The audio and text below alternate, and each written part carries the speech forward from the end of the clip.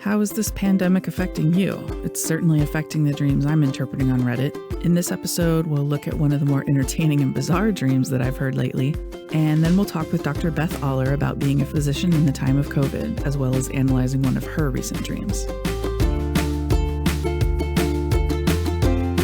Hello, and welcome to The Stuff of Dreams. I'm Amy Lawson, and my goal is to connect you with your dreams in a more fun and meaningful way so you can interpret the messages that your unconscious is sending. So you know that one of the places I interact with the most dreams is on the internet, on Reddit, and it's given me an opportunity to really pay attention the last couple of months to how dreams are changing and what themes are emerging. And I've picked up on a few things. So first of all, there are just more dreams, period.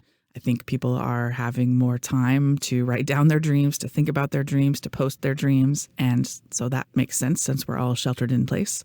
I've noticed more anxiety dreams, and that's understandable since we're in the middle of this pandemic and don't really know how long it's going to last or how bad it's going to be. I've seen more dreams that seem to reflect family dynamics, I think because everybody's cooped up in quarantine with people that they don't usually spend this much time with.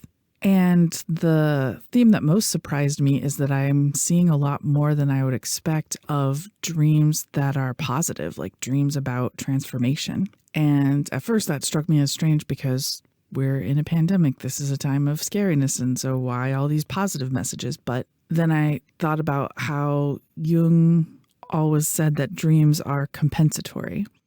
He saw the psyche as like a self-regulating system that just wanted balance. And so sometimes messages from the unconscious are a way to balance some part of us that they feel like are getting too one-sided, I think.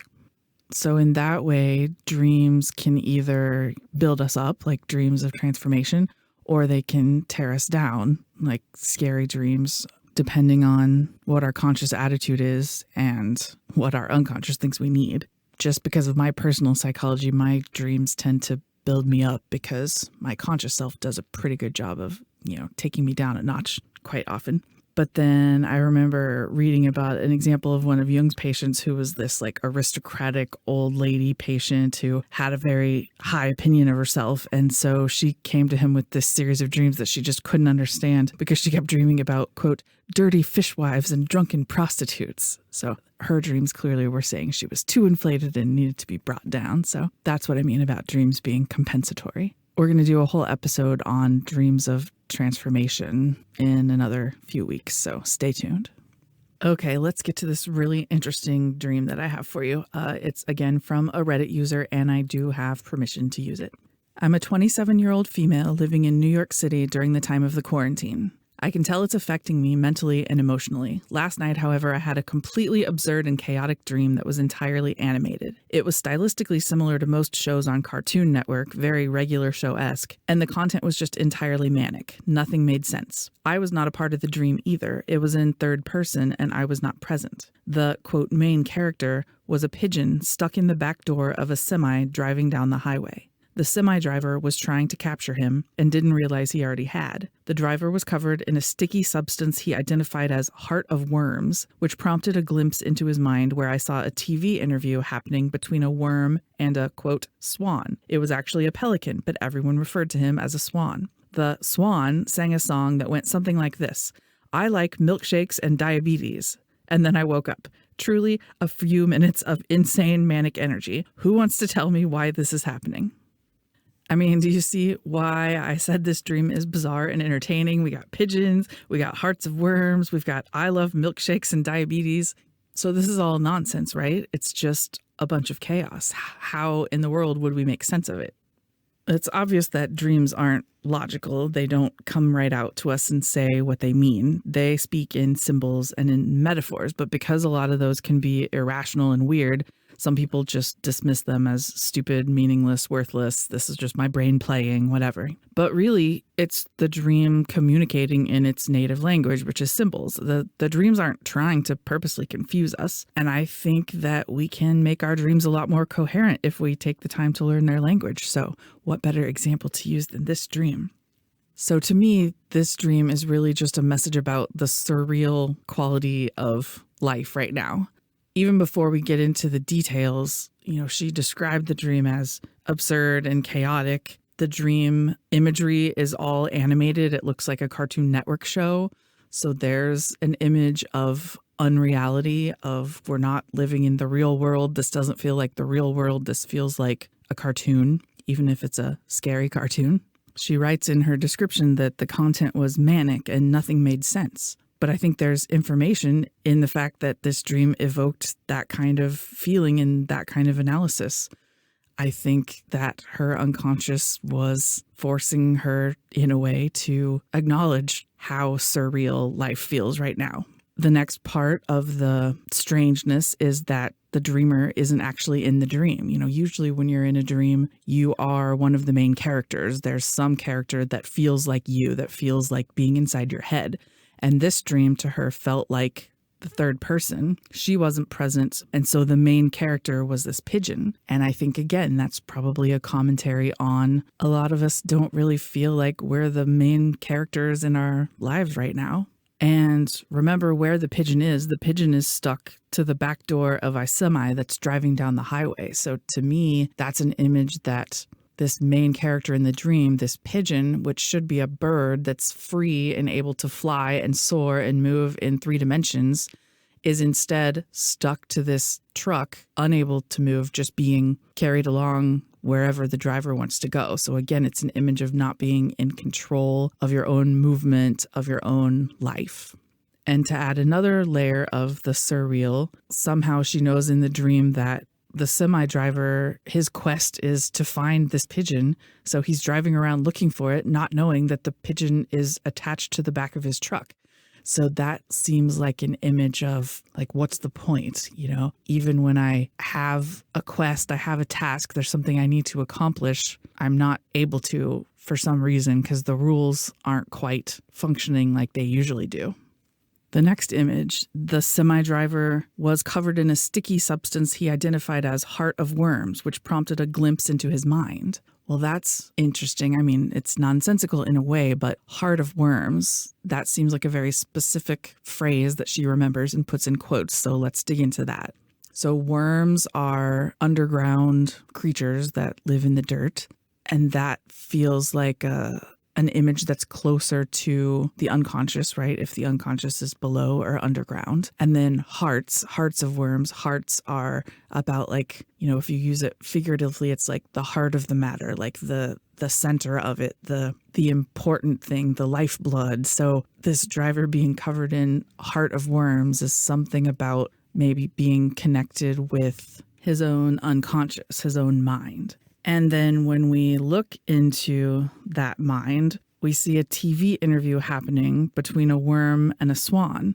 But actually, the swan is a pelican. It's just everyone keeps calling it a swan, but it really looks like a pelican. And again, we're just having image after image of the surreal of nothing is quite as it should be or as it seems to be. If it looks like a pelican, we should call it a pelican, not a swan. Pelicans are kind of weirdly shaped, dumpy birds with big bills, and swans are big and graceful, and that shouldn't be something that we easily mistake for one another. And then the swan sings a song, which reminds me of the phrase swan song, which means someone's last performance, their goodbye somehow. And the words to the song that she remembers are, "I like milkshakes and diabetes." And that just makes me laugh so much. Those two things, again, do not go together. This is very surreal. If you like milkshakes, hopefully you don't have diabetes. You should not like both milkshakes and diabetes. They are two things that are bad for each other. So the final image in this dream is of a swan who's really a pelican singing about how he likes both milkshakes and diabetes, two things that definitely do not go together. I hope that you can see the pattern of all of this. I mean, this dream is just hitting us over the head with image after image after image of opposites and contradictions and surreal everything. It doesn't even look like the real world. Everything is animated. The dreamer isn't actually present. The dream is in third person.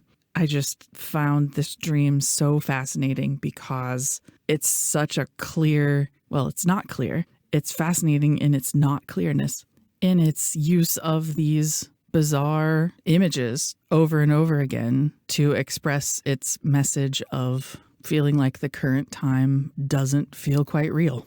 Remember, the first line that the dreamer wrote was that she's in New York City during quarantine and she feels like it's affecting her mentally and emotionally. So this dream is a reflection of how that's affecting her, and it's to make everything feel unreal. She didn't send me a super long response, but she did say, "This is amazing. I appreciate it so sincerely. I think this all makes a lot of sense and isn't an interpretation I could have gathered on my own, so thank you." So no problem. That was a fun one to think about.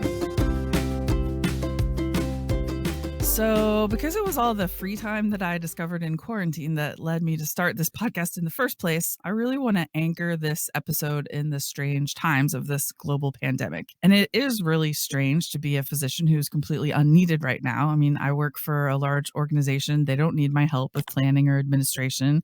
And our patient volumes are so low because people want to stay home that my shifts keep getting canceled. But I want to prove to you that not all doctors are complete slackers who stay home and start dream podcasts. So I've invited my very first guest, Dr. Beth Oller. Hello, welcome to the podcast. Hi, thanks for having me. So I thought you might be a good person to contrast my slackerness with, since we've kind of been being compared and contrasted our whole lives, right? Full disclosure, Dr. Oller is my sister. So speaking of contrasts, I'm a pediatrician in a large group in the Bay Area, and Beth lives in a small town of 1,200 people in rural Kansas, where she and her husband are the town family medicine doctors. Isn't there a story that like the town hadn't had a doctor for 30 years or something before you guys moved there? Yeah, when I agreed to come out to rural Kansas, at first it was just going to be me, and then my husband and I got together and got married. So they ended up getting, if they were getting one of us, they were getting two of us. And the town of Stockton hadn't had their own doctors for well over 20 years. So they asked if we would be willing to become Stockton's town doctors and move here and become part of the community. So we said yes, and it's been 8 years now. I mean, I'm telling you, I've always said you need like a reality show or something. I mean, how many beds does the hospital have in the next town? Like 20 or something?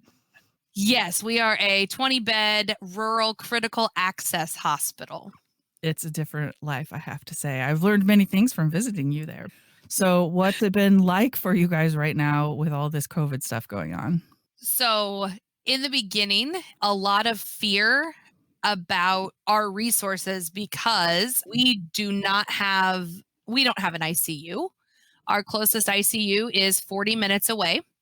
We don't have the capability to care for large numbers of critically ill patients. We're very good at getting people to our hospitals, stabilizing them, intubating them. For example, if we need to, people had talked all about ventilators during this thing, right? But it's not the kind of place where we keep them because we don't have that level of monitoring in an ICU unit. So when we truly didn't know what this was going to look like, our fear was, and what we were hearing from larger centers that we normally transport our people to was, we might not be able to take your patients. And so you need a backup game in place. If you have to keep large numbers of people, what are you going to do? And what is this going to look like if we tell you we cannot take your patients? And so we, as our group of docs, there's 5 doctors and 3 mid-levels that work in our facility. We got together and we came up with a disaster plan of what ventilators would we use? How would we move this ventilator out of the OR? We have a mass casualty kind of ventilator, meaning like mass trauma, where you can ventilate up to 7 people at one time. Obviously not what you want to have to do. So we had these things in place as to what we were going to do. Where were we going to put patients, making our post-OR care unit into a patient care unit.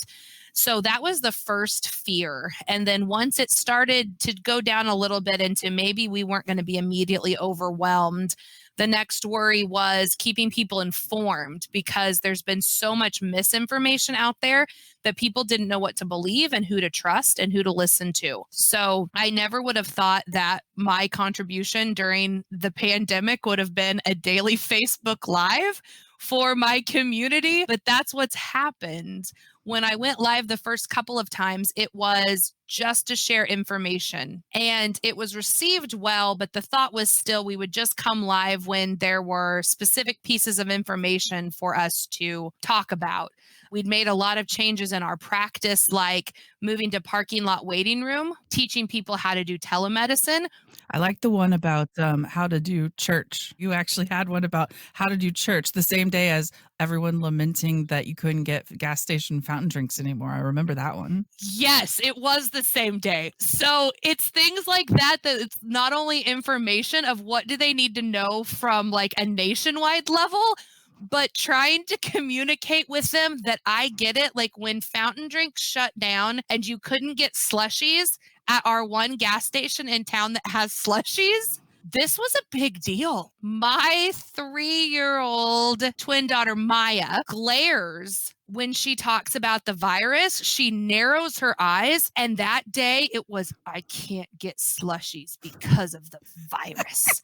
She gets so mad at it. She's also real mad she didn't get to see the Easter Bunny because of the virus. Mm. She's real afraid she won't get to go to the pool because of the virus. But in our town, no fountain drinks and no slushies was a big deal. And then we also had to talk about it hadn't been totally locked down yet on church. And so we had to encourage people to not be going to church because that's a big deal around here too. Our spiritual leaders had been great. Like in general, they had shut down churches or they'd said, don't feel compelled to come. And small churches that have never done a video sermon in their lives, right? They're learning, they're doing it around here. I thought people were going to get real annoyed with me and be tired of seeing me, but that is apparently not the case right now. We hear a lot of things about how it is their period where they feel more calm during the day because they're getting information they feel like they can trust. They're getting not only that national information, but I'll make sure I let them know what's happening in our county, break it down a little bit into what's happening in our state. We talk about everything from increasing rates and risk of domestic violence to adult mental health and child mental health. And then lots of days it's dispelling myths and rumors that circulate widely. I have a lot of people that will shoot me articles to say, I saw this. Is it real? Should I post it? Because I've tried to also encourage people to think before disseminating information that might be very incorrect. Well, I am very proud of you and all of that work you're doing. I mean, all of this planning and then the Facebook Live, not to mention raising 4 children under the age of 7. And yeah, I'm a slacker. No, you are not. And that was another part of stress, I guess, that I would say is there's also the stress of owning a small business, of not only taking care of your patients, but trying to take care of your employees. Yeah. And we're having to do all these video visits, which the thing I like most in the room is playing with the kids. And so I can't do that over video. It makes me very sad. Yeah, it is. And I am a big hugger and I have a lot of patients that are also huggers. So it's very odd to come in a room and wave instead of hug. So now that we've heard all of the things that you do, I do find it amazing that you actually have time to sleep, but you have brought a dream, right? Since this is a dream podcast, which one do you want to talk about? Okay. I had found from, I think it was your suggestion, to keep a little log of my dreams in my phone where I will just talk them in the morning because otherwise it's real easy for me to forget. I think my dream sphere should be coming back because we are sleep training our youngest child, so I should be able to sleep more again. My sleep had been very broken multiple times per night by a nursing child. So my mornings now frequently, when he wakes up and I bring him in to nurse in the morning, I will think about my dreams and try to put those down. Yay, that's a good time. Yes, it is. It's a perfect time because it's a very nice kind of contemplative, calming time of morning. So I had a dream that was, I believe it was last week. And in the dream, it was my husband, but not my husband. So I say my husband's name is Mike. So I knew it was Mike, but the person didn't look like Mike, but he felt like Mike for the majority of the dream. He was going through therapy, which is not something my actual husband has done. So I can remember thinking it was a little bit odd that he was in therapy. And it was obviously a time of great discord, but I had thought of it as discord within himself and not within the relationship. I can remember we were both in therapy, but it was very clear that I was there with the mindset that things were going okay and that he was in therapy, but it wasn't couples therapy, just therapy that I was invited to. When we were there, a fight broke out, and I went from feeling like things were okay and he was just there to make some progress in his own life to all of a sudden things were not okay between us and something was terribly wrong. And so I started feeling like things were spinning out of control. I felt entirely out of control and scared all of a sudden. And I started reacting horribly. One of those times where you're reacting emotionally. I knew that I was reacting terribly, but I couldn't stop. So the situation kept getting worse and worse. And at one point, he carved something into his chest, and I'm not sure what it was, but I went to hug him because that was the moment where I broke and went from needing to be defensive to just wanting to care for him. But he wouldn't hug me because he was so angry, and he went and hugged his therapist instead of me. It was a very upsetting dream. I could feel it inside of me, the panic of things possibly not working out, the fear and guilt of having made him feel worse, the rejection when I wanted to make things better and he wouldn't let me comfort him, and the fear of long-term rejection that maybe we wouldn't be okay. I woke up without full reconciliation of the situation. And so it was one of those dreams that for the first few hours of your morning, you feel like something's wrong, even though you can't put your finger on it. But I would keep going back to this feeling of discomfort with this dream. Yeah.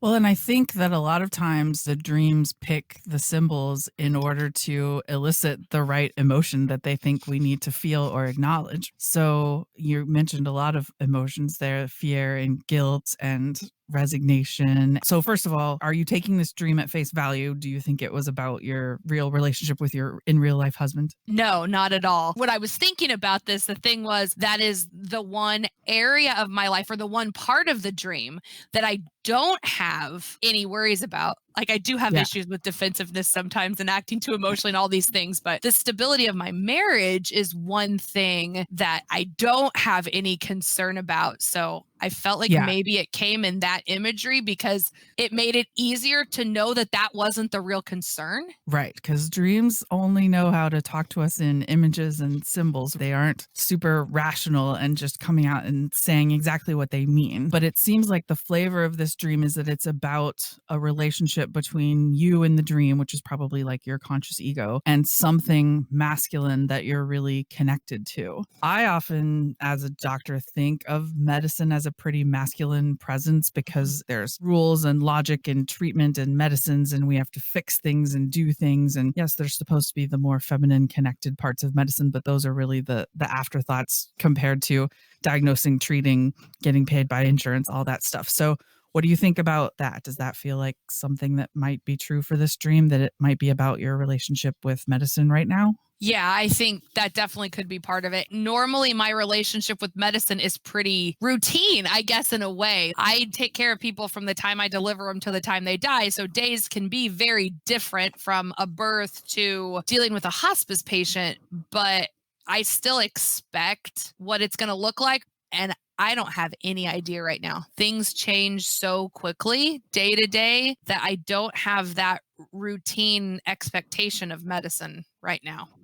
Yeah, well, and even the first image was of this masculine person or medicine or whatever in therapy, which in the dream didn't seem like something that was usual to you. And to Yeah. me, I think we really are having to like put medicine under the microscope right now. Medicine is sick and needs some help. This virus has thrown stuff at us that we haven't seen in 100 years. Does that feel right to you?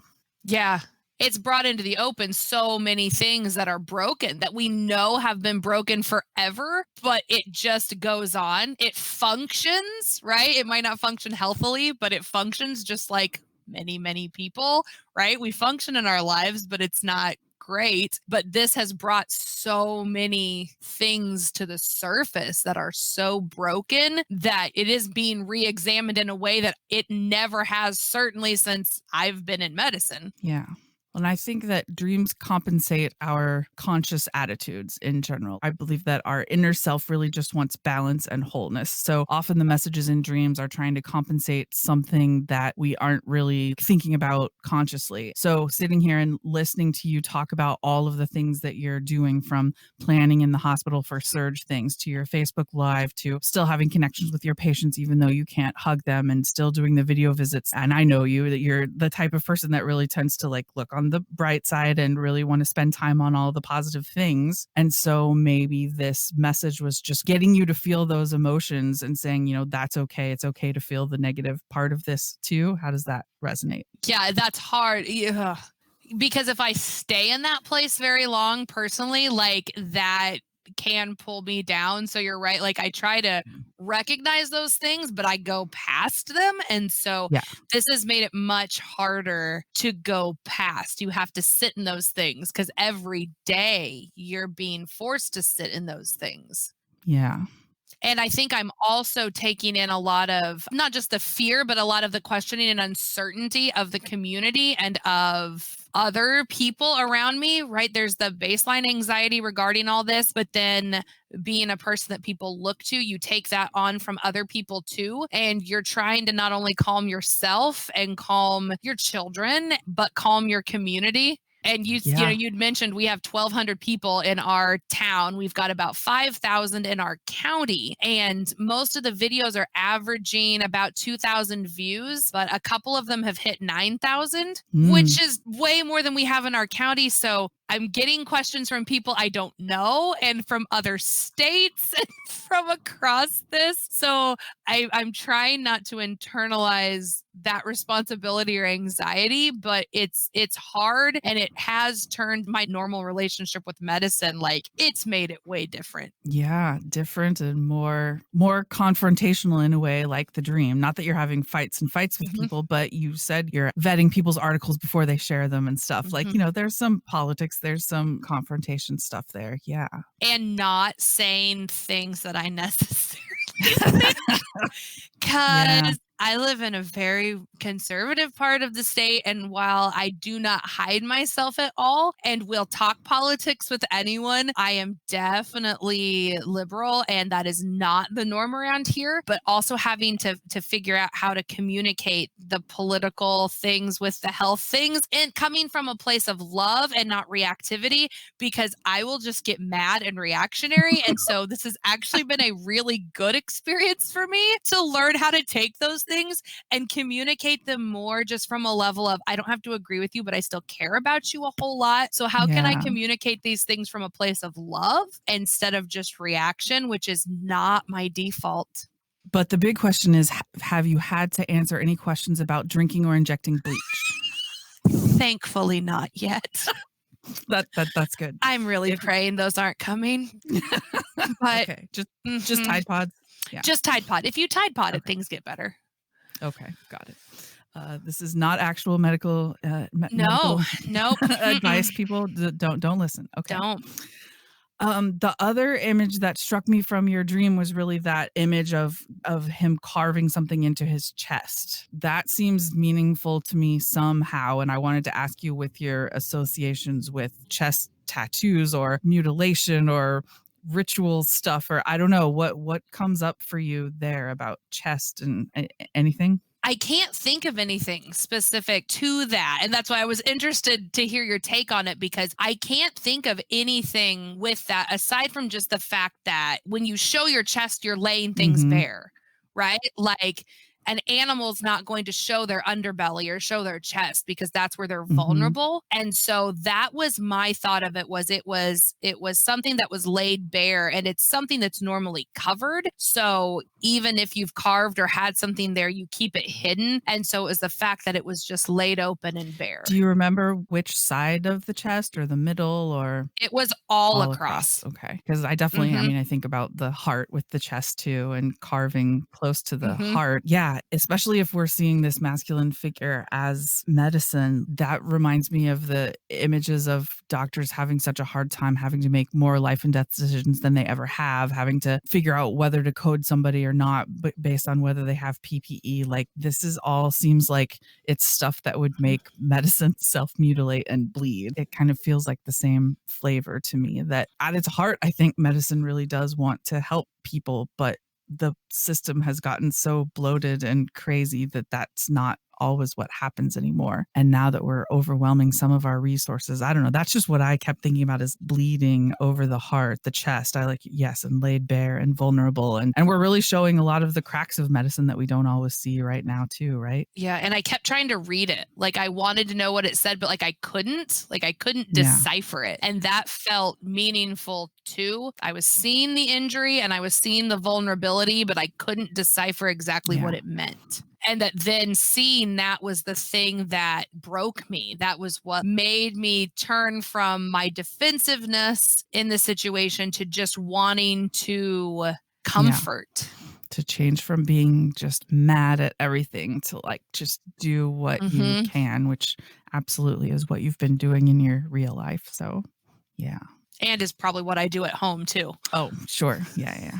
Well, and that's an interesting flip, because as doctors, we're also parts of medicine. So you could also make the case that Mike, this husband in the dream, represents the masculine kind of doctor part of you, and that part of you is also feeling like doing what you need to do is self-harming in a way, because sometimes it's harming you even if it's helping other people. Does that feel like a flavor of something? Yeah. No, it does, because we don't give ourselves that. Because like if you're not helping all you can, we are taught that makes us less than, like as physicians especially, like shut up and don't complain about how many hours you're working. And if somebody asks you to work more hours, even though you actually don't have to, you say yes because you're selfless. And if you don't, then you're selfish. And if you don't, then you're not taking advantage of the opportunities to learn or to serve. So we are raised in medicine with an underlying feeling of guilt if you take care of yourself. But of course, what we know is if you do not take care of the healer, you can't heal. But that's said, but it's not acted upon. It's not actually treated that way. And we know that if in residency or whatever, somebody would have said, I'm not going to take this shift because I need some me time. Like, no. Oh my God. Like that would not have gone over well. And even now, I still have to give myself permission to say no, and I'm not good at it. I have to have some protected time for me and for my kids, or I am going to not have anything left to give. Well, and all of that internalized stuff is why I wanted to start this podcast making fun of myself as a doctor who's starting a dream podcast, right? Because the inner voices are telling me, you're a doctor, you should be out there doing something. You know, why haven't you flown to New York and figured out how to take care of adult patients so that you can help more? You know, the answer is because I have a broken ankle, but it goes deep. Those internalized voices are deep. Yeah. So are there any other parts of the dream that stuck out to you or you want to be sure we talk about? The thing of being like blindsided, feeling blindsided, that I went in and I felt like I knew what I was walking into. We were going to work on something that was workable or fixable. And then all of a sudden was blindsided by this is a horrific thing that possibly might not be fixable, but just was entirely not what I expected. Yeah. And where do you see those dynamics playing out in your life right now? Feeling blindsided or like your expectations were completely changed? I think that's probably just the very fact that I don't know what to expect anymore day to day. And even though that's becoming more quote unquote normal, like medicine and the medicine I know and the practice I know and the things that I have done for 8 years have been entirely turned on their head. Yeah, it's scary. It is. We do have positives in our county, and there was a day that we found out that my husband had come in contact with someone who was COVID positive, and my husband is also a family med doc. We sent him to spend the night in a different location than the children and I because we just figured that was the best way to mitigate risk. We were really, really lucky that he was able to get the turnaround on the test in like 30 some hours instead of days, which it had been before. But like that night, I had had our 7-year-old crying to me saying, does daddy have the virus? Is he going to be okay? And then I had a 3-year-old boy twin crying. Merrick was just mad that dad wasn't home to put him to bed because that's the norm. Mm-hmm. And Maya was mad and told him, come home. I don't have the virus. So how do you relate this to like your children and trying to keep them safe in this super weird, scary time and not freak them out? Yeah. Because we're freaked out. Yeah, absolutely. Mm-hmm. And try not to overwhelm them also to a point of Yeah. being terrified. My cats seem unconcerned, so yeah, I think I'm okay so far, but yeah. So I just want to point out a couple of things in the way that we worked this dream. So first of all, you notice that we kind of took it on different levels, right? Because the other character in the dream could be some external force for you, like medicine, or it could be an internal part of you. And it's probably both. For those of you who like black and white dream interpretation, I'm sure that's very frustrating, but really this is all gray areas and layers. And secondly, I kept checking in with you about this because when you're having a conversation with somebody about a dream, you have to ask them what's resonating and what's not, because sometimes what's going on in my head is just doesn't feel right to the dreamer. And so that's a really important part of interpretation too. So I just wanted to point out those couple of things that I was doing. I've spent some time trying to figure out how I want to end my podcast. And one of the things I've been thinking about is how often we think about dreams as the opposite of reality. And I want to reclaim that a little bit because I hope that these podcasts are starting to convince some of my listeners that dreams are real. They have real messages. They have real wisdom. They have real meanings. And so each week I want to end my podcast by a discussion of something real. So, Dr. Beth Oller, besides for dreams, what's real? It's a really good question. When I think about my life and my day-to-day, when I think about what's real, it's the things that I feel. It's not the things I see, and it's not the things that are told to me. It's the things that I sense. There's a lot that you feel when your child comes up and gives you a big hug. It's the feeling of connectedness when I walk into my home. It's that feeling of safety and security and belonging and love. And it's being able to do a job, but it's not in the diagnosing of people and it's not in the prescribing of things. It's in the hug at the end of the visit. And it's when my patients tell me they love me, which happens a lot. And I didn't know what to do with that at first. It feels very natural and real now to tell them I love them back. Oh, and that's really one of the things about practicing in a small community like that. You can't have that professional distance from everybody else. You won't have any friends or contacts or community.